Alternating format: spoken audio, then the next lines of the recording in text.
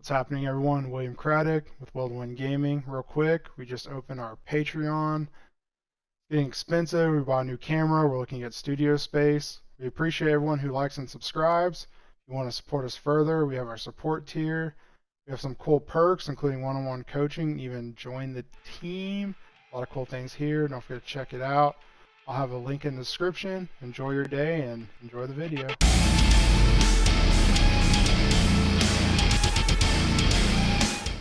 Alright, so I lose the die roll here. My opponent puts me on the play, so I'm going first. My opening hand, I have, I believe, an ace, a Whitebeard, and a Luffy. So that's kind of a good opening curve for Whitebeard if you have to go first. So I decided to keep this. My opponent looks like he keeps as well, so this is a pretty, I gotta assume he's got a decent hand here. Common opener, 1 Dawn pass from my Whitebeard, simply because not a lot to do turn 1.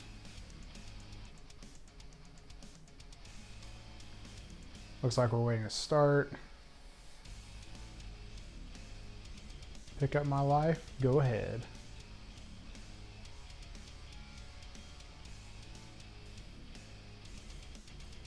My opponent gets 2 Dawn, draws his card. He's got an opener, probably a Nami, so now I know he's on Strawbeard. The stage version does not run Nami. Make sure to note whatever your opponent gets off their searchers here. You got the Rush Luffy, if you couldn't see it, did it kind of quick. Now this is an interesting turn, because I do believe I draw Nami here, but I decide not to play it given what's in my hand. I already have the Rush Luffy, I don't need one. So instead of putting the Nami down, you'll see what I do here. I attack for 9.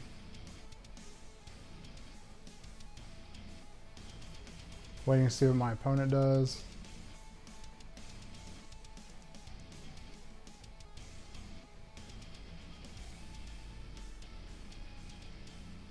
Can you pause it? Okay, so this is a key moment in the game. Tells me my opponent, 1, probably does not have a guard point, and 2, he is now a full life behind me. So this is kind of the most important turn of the game, even though it might not look like it later on. Keep in mind, taking this hit here, if you're playing a Whitebeard mirror, is incredibly detrimental, and you'll see why as we continue.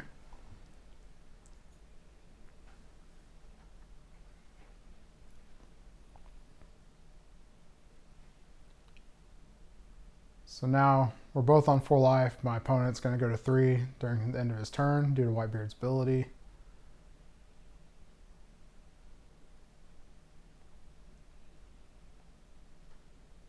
My hand currently, I still have an ace, I still have a Rush Luffy, I still have a Whitebeard, and I have some counters at this point as I've drawn from my life, I've drawn from my deck.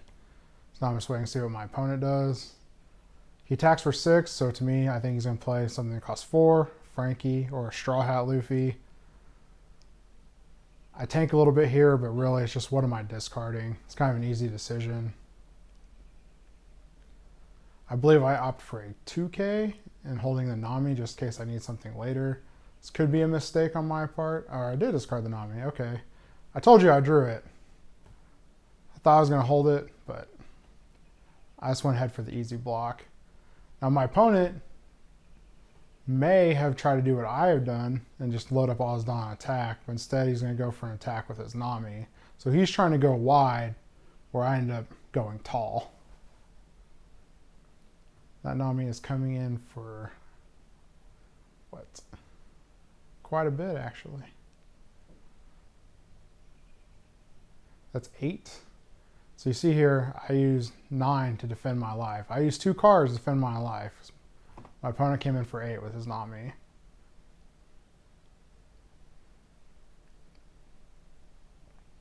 That Makino should be rested, sir. I'll tell him here in a second. Gotta make sure to attack that Makino. You can't let that live. You can attack the Nami too, but it's kind of a toss-up. They play another Nami. You're not really going to kill it, so I think you go after the Makino here.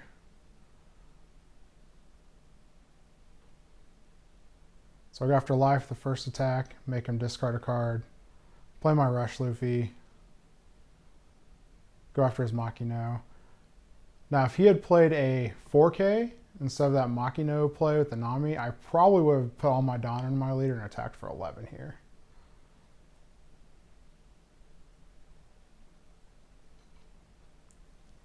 So now my opponent's on 6.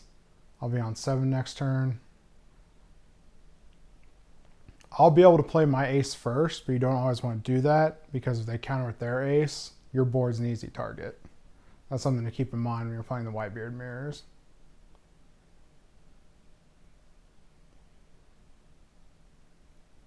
He's tanking. I don't know if he has a lot of plays. He's probably just thinking about how many Dawn he wants to put towards my Luffy. Goes for attack for 7. With so many 2K counters, an inefficient attack, in my opinion.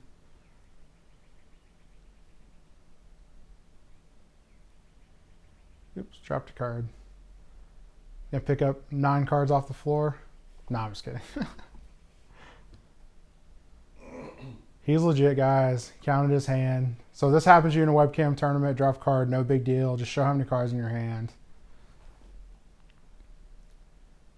I believe at this point he actually has 9 cards and I have 5. So you might think I'm losing, but again, that one hit early on is just the biggest difference in the world.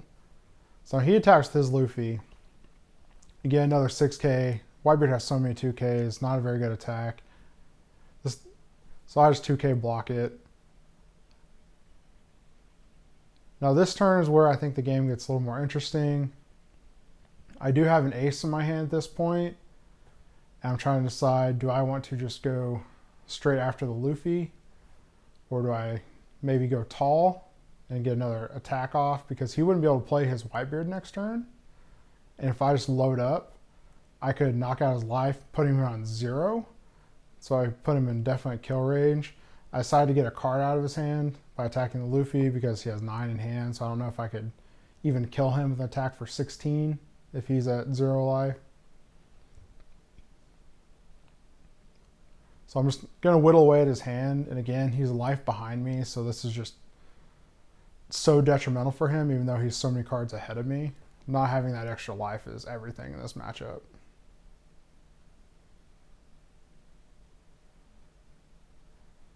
Here we go. I should have played my manga ace, but I didn't.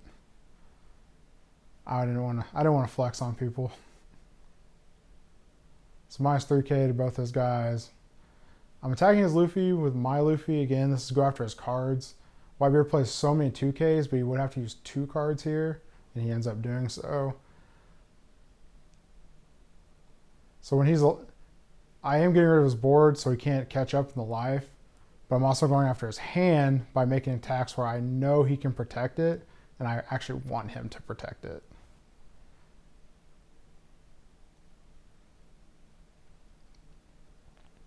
So now my opponent's on 8. My board is vulnerable to the ace counterattack. I realize this. But again, I'm ahead on life, so I do have a Whitebeard in hand at this point. I decide, see what he does, and chill for a bit. I think I have 3 2K counters and maybe a Radical Beam at this point, so I also have a lot of counterplay to his attacks. So now my Luffy's a 3K, my ace is a 4K. I just let Luffy die there. I do have the cards to protect it if I want to, but I choose to let my Luffy die here. And I think this is another big point in the game. He decides to attack my ace, where he could have attached a Dawn, gone for an 8K, an efficient attack, but instead he does a 7K, and this is a tell to me he either has a Radical Beam or a guard point.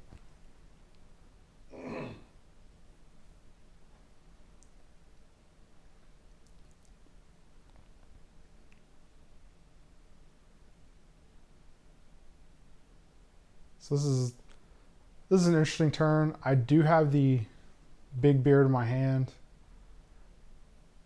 So I'm just kind of thinking, what do I want to do here?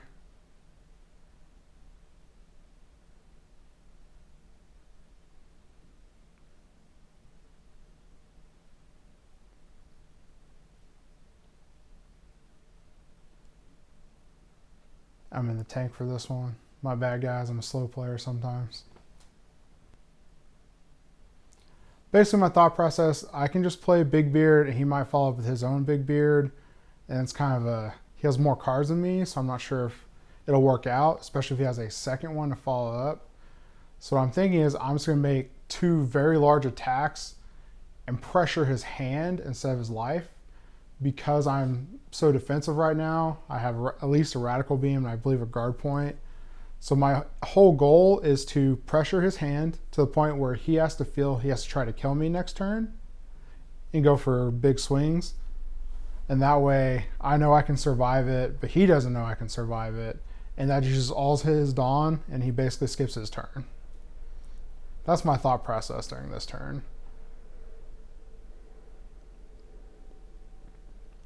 I believe the only other option is I have either an ace to follow up, kill his ace, but it's just, I'd make 7k attacks on his leader and it's just not good right now. He has 1 life left, so it's not great to do that as it is.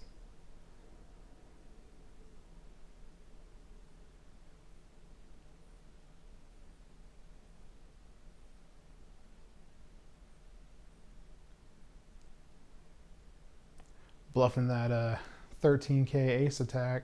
You don't want to do that when they have 1 life left because they're just going to take the damage. They have to pick that life up anyway. But I am thinking about this in the context if he plays a 9-drop Edward Newgate of his own. So this is a 10 attack. If he defends it, I know he's trying to go for a Newgate next turn, so I'm going to make another big attack. If he doesn't defend it, same thing, I'm going to go for a big attack and pressure his hand and make him try to kill me when I know I can defend his large attacks next turn. So he ends up picking it up. I make another attack for 10. It's going to cost him at least 2 cards. He probably has a Radical Beam. At least a guard point. So again, he can defend with 2 cards.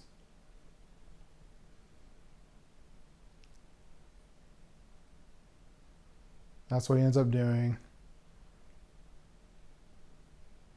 So now my fear is he has an Edward Newgate of his own, but I can still go for a lethal just because I have so much Dawn. Even with the Newgate, he's going to need a second Radical Beam or guard point, a lot of 2k counters.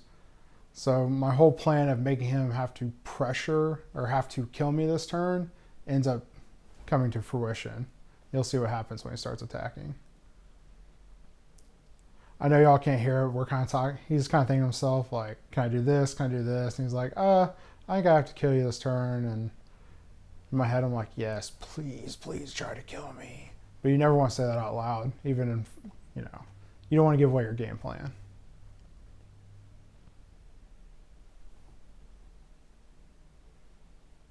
And while he's in the tank, if y'all notice, I'm casting from home today, chilling on my couch. Got my fiance off to the side, got my editor on my computer, so we're just having a nice fun day here at the Will to Win Gaming House.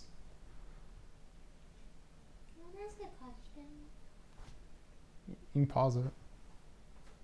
I mean, you don't have to pause it. Y'all aren't doing it. So, why did he pick up the life there? If his whole plan was to just play Edward Newgate, I would have just, defended the shit out of my last life. Because if my plan was to play Edward Newgate, then, I don't have to pick up that life after. So, if he defends the 2 10k attacks, even if he plays Newgate, he cannot defend my turn. Because you have to get 2 attacks through. Right. And this guy's an 8k. So he had five cards in his hand. So if he defends the first attack costs him 2 cards, and the next one would cost him 3. So he wouldn't have any. He'd have to top deck the Newgate. And if he does, then I have an 8k plus, which is going to land guaranteed. More cards than that, just kidding. No, he's been having to defend them. That's why it's Bill to Boa Hancock. All right, go ahead. We got a few questions from the audience. My fiance was asking me if he had Newgate, why would he not defend the 10k attacks? And I was explaining, given his hand size, he could not defend the 2 10k attacks and survive an attack even with a Newgate follow-up, because my attacks would guarantee land no matter what he drew. That's what we're kind of talking about as a team here during this video.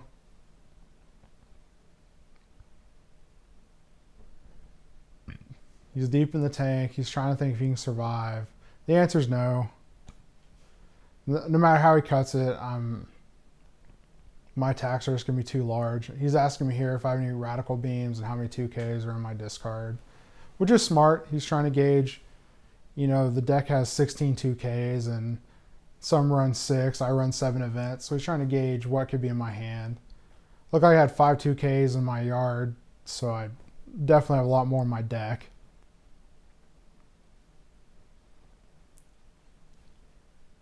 I know at this point he's thinking to himself, how many, you know, what's my most efficient attacks?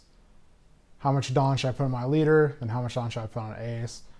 And this really matters. One Dawn the wrong way could mean the difference between winning and losing a game. Okay, so he goes for 6 with the Nami. So this is just the go wide strat, try to get a card. So I'm thinking, well, if he does 6 with a Nami, he's going to try to go for a 10 and a 9.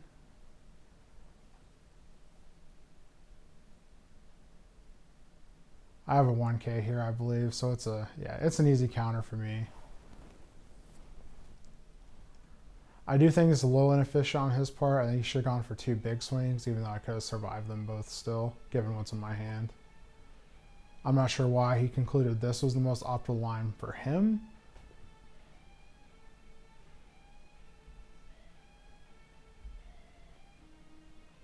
Now I just have to... My plan is now, whatever he attacks with next, with the exception of just trying to chump check me with his leader, I'm going to take it, because my end goal is him using the rest of his Dawn to try to kill me. I know a lot of these newer builds don't run Tony Chopper, and that's kind of the reason I'm making this video series plus this match, is because, hey, you don't have Chopper, so putting all my Dawn on my leader and attacking is a viable strategy, because you can't block in the late game. You might have 10 cards, but now I'm going to attack for 16. You're going to have to use 6 of them to defend the attack. So I know if I take this at this point, I have enough to defend the ace. I don't have to top deck. I have enough in my hand.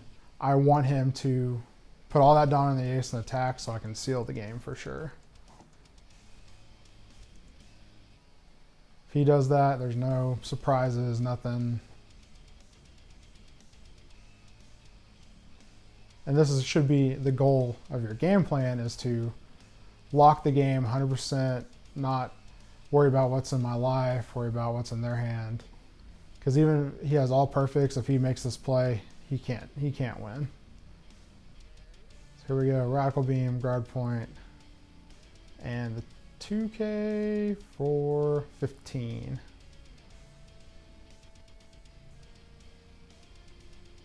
And I know I won at this point. I believe even if he has all 2K counters in his hand, he can't survive. So he would need 6 cards after this attack. I guess if he had 6 2K counters, he could survive this attack for 17. But he does not. And that's the game. I think he stumbled a little bit at the end, but I did enjoy this game, and this is kind of what got me on the equipping a bunch of Dawn to my leader and attacking. I think it's a viable strat. Like, you want to hit them hard and fast. You want to get that 1 extra life, and then you want to protect your life total at all costs so they can't do it back to you. But yeah, it's the end of the game. Thanks for watching, everyone. This has been Will to Win Gaming. Don't forget to like and subscribe, and we're going to have some in-person gameplay videos for you shortly. Thank you.